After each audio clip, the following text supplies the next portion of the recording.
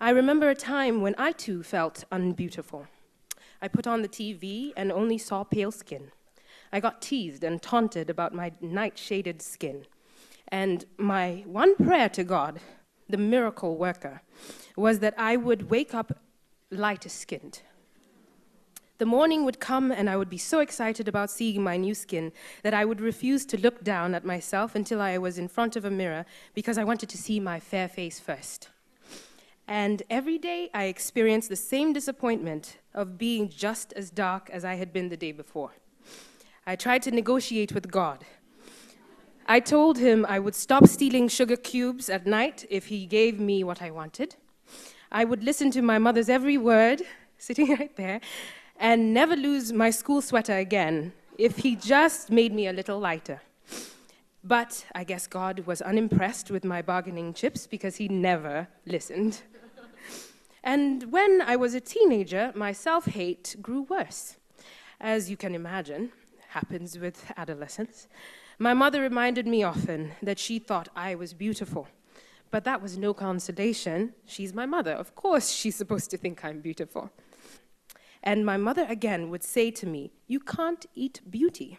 It doesn't feed you."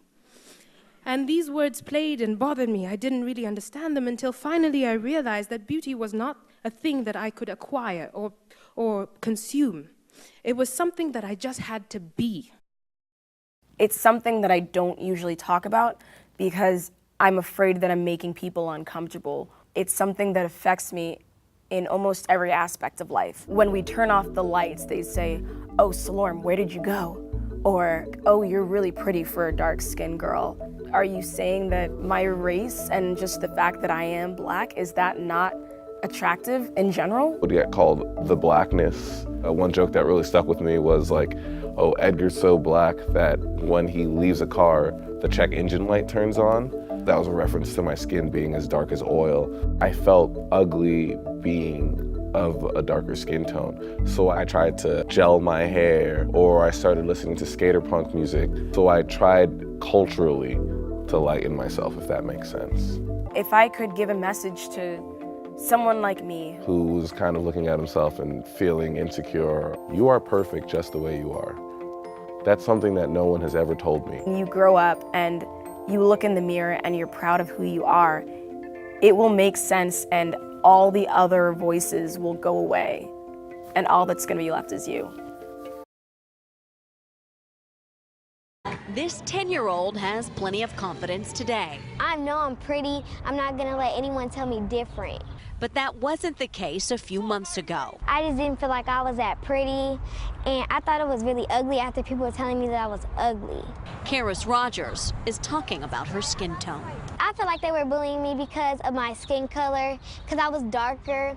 She remembers a moment in first grade that still hurts. My teacher, we were supposed to draw ourselves, and she gave me a black crayon instead of a brown crayon, and I came home crying. I didn't know what to do. As for those bullies, she now knows what to say. Everybody is pretty in their own way. A lesson for other girls, young and old, regardless of their complexion. Always believe in yourself. Don't let nobody tell you different. Dumpson is an American first, the first black woman to be elected student government president at the American University in Washington, D.C. I fell to the floor and it was so emotional. That euphoric feeling crushed just a day after she took office when these showed up on campus. Bananas hung with nooses scrawled with the name of a gorilla and the letters of the historically black sorority Dumpson belongs to. First, as a student, I'm hurt.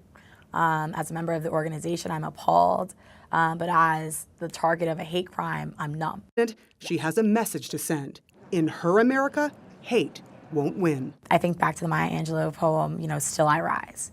Just like dust, still I rise.